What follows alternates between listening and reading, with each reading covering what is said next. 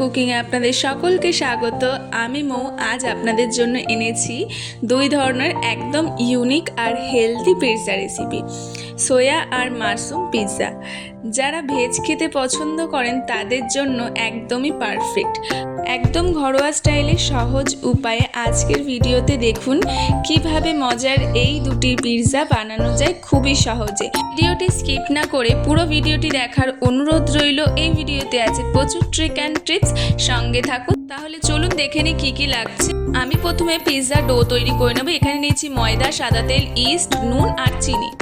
আমি এখানে উষম গরম দুধ নিয়েছি। হাত দিয়ে দেখুন, আমি দেখে নিচ্ছি যে কতটা গরম আছে। যখন দেখবে আঙুল চোবানো যাচ্ছে তখন এর মধ্যে ইস্টটাকে দিয়ে 10 মিনিটের জন্য রেস্টে রেখে দিতে হবে, যাতে ইস্টটা ভালোভাবে ফুলে যায়। আর ভালো করে কিন্তু ইস্টটা দুধের সাথে মিশিয়ে দিতে হবে। দিয়ে তারপরে এটাকে রেস্টে রাখছি। এবারে আমি 2 কাপ ময়দা নিয়ে নিয়েছি। আপনারা চাইলে আটাতেও করতে পারেন। দিয়ে দিচ্ছি পরিমাণ মতো নুন,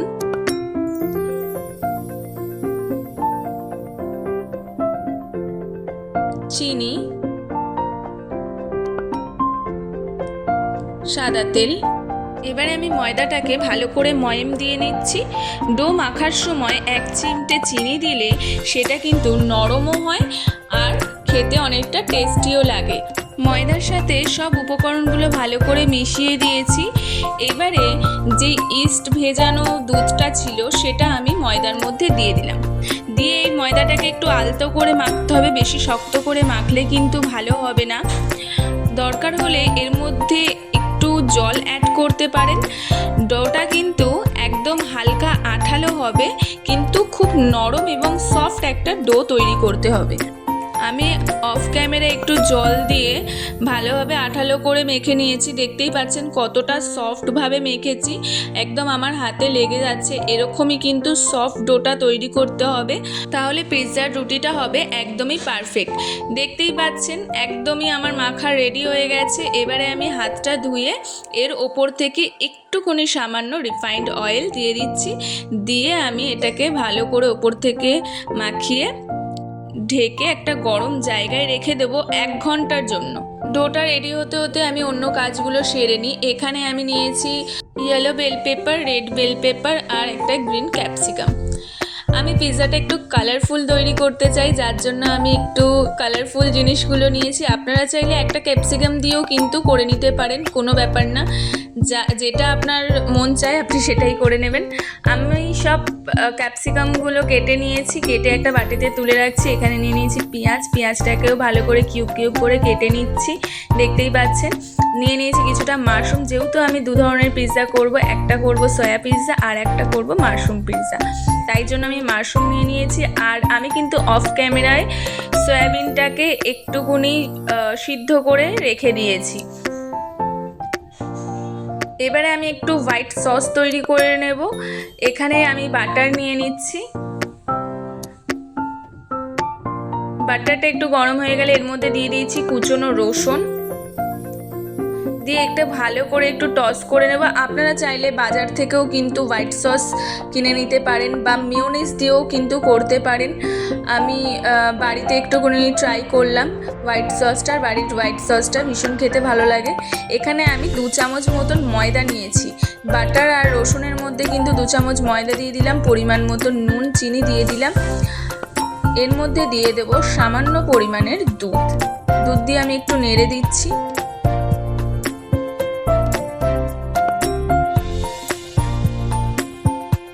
এরপরে আমি আরও একটু দুধ অ্যাড করেছি। দুধ অ্যাড করে সসটাকে আমি পাতলা করে দিলাম। এর মধ্যে দিয়ে দিলাম সামান্য পরিমাণের অরিগেনো আর কাশ্মীরি রেড চিলি পাউডার। এবারে আমার সসটা কিন্তু রেডি হয়ে গেছে। আমি এই সসটা এইভাবেই কিন্তু তুলে নেব। আপনারা কিন্তু এই হোয়াইট সস দিয়ে পাস্তাও তৈরি করতে পারেন, ভীষণই টেস্টি লাগে। সস তো রেডি। এবার আমি সোয়া টপিং করে নেব। সোয়া বড়িগুলো ভালো করে ফুটিয়ে নিয়ে ঠান্ডা জলে ভালো করে ধুয়ে নেবেন, এতে করে সোয়াটা অনেক সফট হয় এবং খেতে জুসি লাগে। এর মধ্যে আমি নুন, হলুদ আর একটু কাশ্মীরি রেড চিলি পাউডার দিয়ে ভালো করে তেলের মধ্যে ভেজে নিচ্ছি, এতে করে সোয়াটা খেতে অনেকটাই টেস্টি লাগে। সোয়াটা আমার রেডি হয়ে গেছে, এটাকে আমি তুলে নিলাম। এবারে আমি ক্যাপসিকামগুলো টস করে নেব। আবারও একটু আমি ফ্রাইং প্যানে তেল দিয়ে দিলাম। দিয়ে আমি ক্যাপসিকাম, বেল পেপার সব একসাথেই দিয়ে দিয়েছি। দিয়ে দিলাম একটুকুনি লঙ্কার গুঁড়ো আর দিয়ে দিচ্ছি সামান্য পরিমাণে নুন। দিয়ে আমি ভালো করে টস করে নিচ্ছি। দিয়ে দিলাম এর মধ্যে পেঁয়াজ, দিয়ে আবারও আমি নেড়ে চেড়ে দিলাম। এটাকে বেশি ভাজা যাবে না, বেশি ভাজলে বেশি নরম হয়ে গেলে খেতে ভালো লাগবে না। এটাকে একটু হালকা টস করেই নিতে হবে যাতে ক্রিস্পিনেসটাও বজায় থাকে এবং খেতে টেস্টি লাগে। তো আমি এরকমই হালকা করে নেড়ে চেড়ে নিয়ে একটুকুনি হালকা ভাজা হয়ে গেলে আমি সমস্ত উপকরণগুলো তুলে নিচ্ছি, নিয়ে এটাকে আমি আলাদা করে রেখে দিচ্ছি। একই পদ্ধতিতে আমি মাশরুমটাকেও ফ্রাই করে নিচ্ছি। মাশরুম কখনো বেশি সময় ধরে রান্না করবেন না, হালকা সেঁকে নিলেই ওর ন্যাচারাল টেস্টটা বজায় থাকে। আমি এর মধ্যে একটু লঙ্কার গুঁড়ো আর নুন দিয়ে হালকা টস করে নিচ্ছি। মাশরুমটা আমার একদম রেডি, আমি এটা নামিয়ে রাখলাম। এবারে আমি ডোর দিকে চলে যাই। দেখুন ডোটা কতটা ফুলে গেছে, অনেকটাই ফ্লাফি হয়ে গেছে, অনেকটাই জালি জালি মতন হয়ে গেছে। এরকম জালি জালি হয়ে গেলে ভাববেন ডোটা একদমই রেডি। এটাকে আবার আমি একটু হালকা হাতে মেখে নিচ্ছি যাতে অতিরিক্ত এয়ারটা বেরিয়ে যায়। এখান থেকে আমি আমার প্রয়োজন মতন দুটো লেচি কেটে নিচ্ছি। একটা লেচি আমি একটু ছোট নিয়েছি আর একটা লেচি একটু বড় কাটবো। এবারে আমি রুটির মতন করে নিচ্ছি একটা গোল শেপের। আমি প্রথমে রুটিটা একটু পাতলা করেই বেলে নিচ্ছি।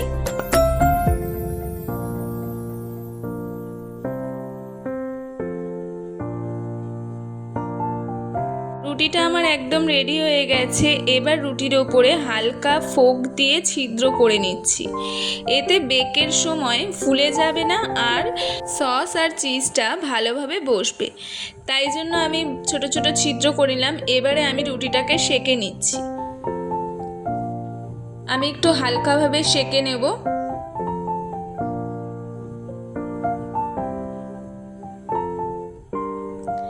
আমি রুটিটাকে সেঁকে নিলাম। সেঁকে নিয়ে এবারে একটু তুলে রাখছি। নেক্সট আমি আরও একটা রুটি করে নেব।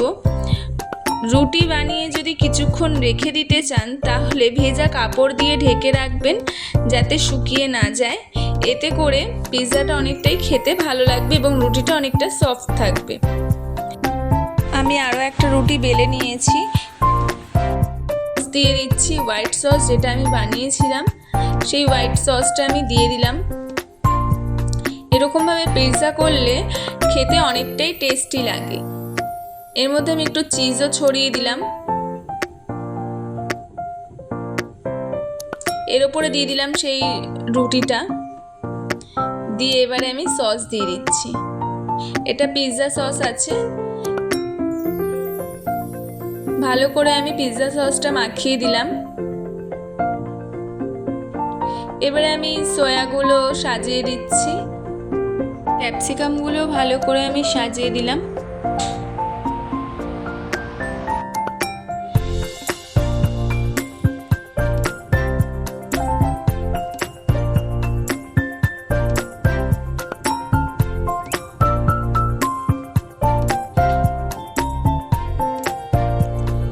এবারে আমি ভালো করে রুটি যে এক্সট্রা যে রুটিটা বেঁচে ছিল সেইগুলো দিয়ে একটু মুড়িয়ে মুড়িয়ে দিচ্ছি, দেখতেই পাচ্ছেন।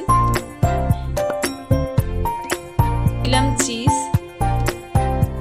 একটা প্লেটের ওপরে বসিয়ে দিয়েছি। প্লেটের মধ্যে একটু সাদা তেল বা বাটার আপনি ব্রাশ করে তার ওপরে পিৎজাটাকে বসিয়ে দেবেন, তাহলে সহজেই উঠে আসবে, না হলে নিচে কিন্তু লেগে যেতে পারে।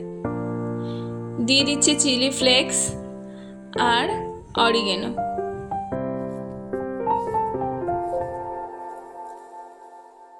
আমার সয়া পিৎজা কিন্তু একদমই রেডি আছে। এবারে আমি এটা বেক করতে দেব। আমি এখানে একটা গামলা নিয়ে নিয়েছি। গামলার মধ্যে নুনটাকে দিয়ে ভালোভাবে চারিদিকে ছড়িয়ে দিচ্ছি, আর তার উপরে আমি একটা স্ট্যান্ড বসিয়ে দিয়ে আমি একটা চাপা দিয়ে দিচ্ছি যাতে ভালোভাবে নুনটা গরম হয়ে যায় এবং আমার পিৎজাটা বেক করতে সুবিধা হয়। ওভেন না থাকলে প্যানে বানানোর সময় ঢাকা ভালোভাবে দিয়ে দিন, আর নিচে লবণ ছড়িয়ে দিয়ে ভালো করে ওপরে স্ট্যান্ড দিলে সমভাবে তাপ কিন্তু ছড়ায় এবং পিৎজাটাও খুব সহজেই তৈরি হয়ে যায়। আমি এখানে পিৎজাটা বসিয়ে দিলাম, দিয়ে আমি এটাকে বেক হতে দেব। দেখুন কত সুন্দরভাবে পিৎজাটা বেক হচ্ছে। এটা এখনও হওয়া বাকি রয়েছে, আরও একটু সময় লাগবে হতে। আমি আবার চাপা দিয়ে দিলাম আপনাদেরকে দেখানোর জন্য। আমি এটা একটু তুলেছিলাম ঢাকাটা। সয়া পিৎজাটা হতে হতে আমি আবার এখানে মাশরুম পিৎজাটাকে রেডি করে নেব। আমি আবারও করে দুখানা রুটি করে নেব। ফার্স্ট একটা রুটি করে আমি ওটাকে ফোক দিয়ে ছোট ছোট করে ছিদ্র করে রুটিটাকে আমি আবারও করে সেঁকে নিচ্ছি। আমি দুটো রুটি রেডি করেছি। দেখুন একটা রুটি আমি ভেজে নিলাম, আর একটা কিন্তু আমার কাঁচাই রয়ে গেছে। এবার যেই প্লেটটায় আমি সেট করব সেটার মধ্যে একটুখানি বাটার দিয়ে ভালো করে ব্রাশ করে নিলাম। আরও একটা রুটি নিয়ে নিয়েছি। রুটিটা খুব বেশি পাতলাও হবে না, খুব বেশি মোটাও হবে না, একটু থিকনেস থাকবে, দেখে বুঝতেই পাচ্ছেন। আমি প্লেটের মধ্যে সাদা তেল ভালো করে মাখিয়ে এটা আমি ভালোভাবে সেট করে দিলাম। তারপরে আমি বেস কোট হিসাবে আমি এখানে মেয়োনিজ ইউজ করছি, মেয়োনিজটা দিয়ে দিলাম। আমি যে রুটিটা করে রেখেছিলাম সেটাকে আমি বসিয়ে দিলাম। ওপরের রুটিটা নিচের রুটির তুলনায় একটুখানি ছোট থাকবে। তো এবারে আমি মেয়োনিজটা যাতে বেরিয়ে না যায় ভালোভাবে দেখুন আমি আটকে দিচ্ছি চারিদিকটা। এইভাবে ভালো করে আটকে দিতে হবে। চারিদিকটা একটু উঁচু থাকলে চিজটা গলে বাইরে বেরিয়ে যাবে না, পুরো পিৎজার মাঝখানেই থাকবে। আমি এখানে মেয়োনিজ দিয়ে আবার একটা কোটিং করে দিচ্ছি। বেস কোটটা আমি মেয়োনিজ দিয়ে করলাম। এবারে আমি এর উপরে সস দিয়ে দেবো, পিৎজা সস দিয়ে আমি সমান্তরালভাবে একদম চারিদিকে ভালো করে ছড়িয়ে এটাকে লাগিয়ে দিচ্ছি যাতে কোনো জায়গায় একটু ফাঁকা না থাকে। দেখুন আমি পিৎজা সসটা ভালো করে লাগিয়ে দিয়ে এর মধ্যে একে একে মাশরুমগুলো সাজিয়ে দিচ্ছি। আপনারা চাইলে পনির, চিকেন যা হোক যেটা ইচ্ছা আপনারা সেটা ইউজ করতে পারেন। এবারে আমি ক্যাপসিকামগুলো সাজিয়ে দিচ্ছি। এটি একটি রিকোয়েস্ট ভিডিও ছিল, আমাদের ডক্টর স্বাগতা শিরকার ম্যাম এটা আমাকে রিকোয়েস্ট করেছিল, সেই রিকোয়েস্ট ভিডিও আমি আজকে বানালাম। আপনার যদি কোনো পছন্দের রেসিপি থাকে তাহলে আমাকে কমেন্ট করে জানান, আমি অবশ্যই ট্রাই করব। আমার টপিং দিয়ে পুরো পিৎজাটা সাজানো একদমই ডান হয়ে গেছে। এর মধ্যে আমি মন ভরে মঞ্জরেলা চিজ দিয়ে দেবো। আপনারা যত ইচ্ছা মন ভরে মঞ্জরেলা চিজ ওপর দিয়ে ভরে ভরে দিয়ে দিন। চিজটা যত বেশি হবে তত খেতে টেস্টি লাগে। যদিও আমি সেই লেভেলের চিজ অ্যাড করিনি, আপনারা যতটা ইচ্ছা ততটাই দিতে পারেন, ওটা আপনাদের ওপর। এর ওপরে আমি দিয়ে দিলাম চিলি ফ্লেক্স আর অরিগেনো। মাশরুম পিৎজা সাজানো তো আমার একদমই রেডি, এটা আমি বেক হতে দেবো। এদিকে আমার সয়া পিৎজাও রেডি হয়ে গেছে। ওয়াও, জাস্ট অসম, পুরো একদমই রেডি। দেখুন চারিদিকটা কি সুন্দর ফুলে গেছে, চিজটাও পুরো গলে গেছে। Just yum. আমার তো এখনই খেতে ইচ্ছে হচ্ছে, কিন্তু এখন খেলে হবে না, আমাকে মাশরুম পিৎজাটাও রেডি করতে হবে। মাশরুম পিৎজাটাও বসিয়ে দিয়েছি। দেখুন মাশরুম পিৎজাটা কিন্তু হচ্ছে, চিজটা গলতে শুরু করেছে। ওয়াও, কতটা সুন্দরভাবে চিজ গলে গেছে দেখুন। যদি আপনাদের চিজ না গলে সেক্ষেত্রে আপনারা পিৎজাটা বসানোর আগে উপর থেকে একটুখানি দুধ দিয়ে দিতে পারেন, তাহলে খুব ভালোভাবে চিজটা গলে যাবে।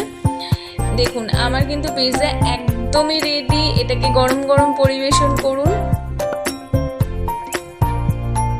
এদিকে আমি আপনাদের দেখাচ্ছি পিৎজাটা কতটা পারফেক্ট হয়েছে। ওদিকে আমার ভাই আমার হাত থেকে কেড়ে পিৎজা খাওয়া শুরু করে দিয়েছে। আপনাদের যদি আমার এই রেসিপি ভালো লেগে থাকে তাহলে একটা লাইক দিয়ে দেবেন, কমেন্ট করে জানাবেন আপনারা কোন পিৎজাটা ট্রাই করছেন, আর সাবস্ক্রাইব করতে একেবারেই ভুলবেন না মৌলাভস কুকিং। ভিডিওটি ভালো লাগলে বন্ধুদের সাথে শেয়ার করে দেবেন, আর এইভাবেই আমার পাশে থাকবেন। দেখা হচ্ছে অন্য কোনো ভিডিওতে। Thank you for watching.